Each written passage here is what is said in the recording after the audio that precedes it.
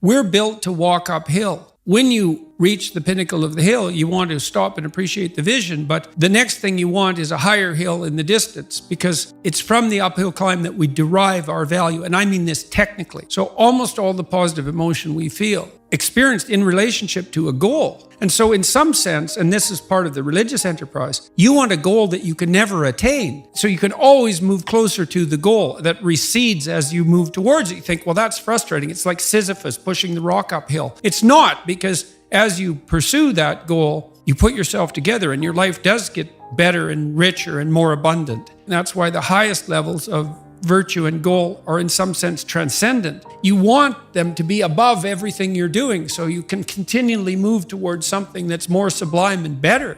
That's what you are. You're here to live, not to sleep. You need the higher order goals because they integrate you. A goal of becoming a college president is a higher order goal than no goal at all and just sitting in your bed and eating Cheetos. So you might say, well, who should I be? And you might think, well, I should be the college president. I should have this car. I should have this house. Those are all very particularized versions of yourself. And the problem with them is that they're concrete and final actualities and not processes. And so here's a good vision. That's a high order vision. I should be the person who genuinely confronts the problems and challenges that confront me in my life. That's an attitude of active and voluntary engagement. And so you say to yourself, I'm going to do what I can to develop the courage to confront the problems in my life voluntarily.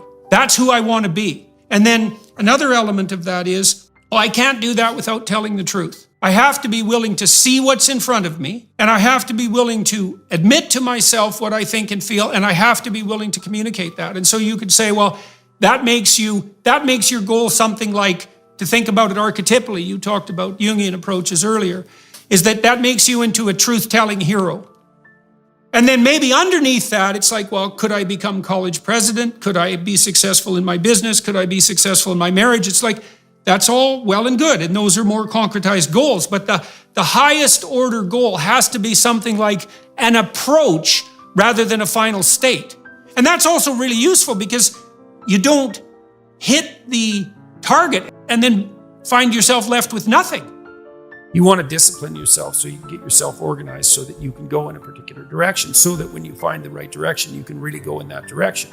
And that does require an apprenticeship of sorts. There's lots of games you can play. It's not that obvious a priori which is the best game. So that's kind of a morally relative stance. There's multiple playable games. But then the absolute is, yeah, but you have to play one of them. You have to learn to play one of them. You have to become an expert at least one of them. And then that's not a relative proposition. And I believe that's true. That seems to me to be the case. When you commit to something, you require yourself to bring all of your disparate components moving in a single direction, united in a single direction. So it's a unifying act. And then once having been unified, well, then you can bring that unity to bear on a variety of different tasks. But you have to bring it together first. That's something else conservatives have to teach young people, which is, well, get yourself disciplined. Well, why? Well, not so you're a slave, but so that you could be a master.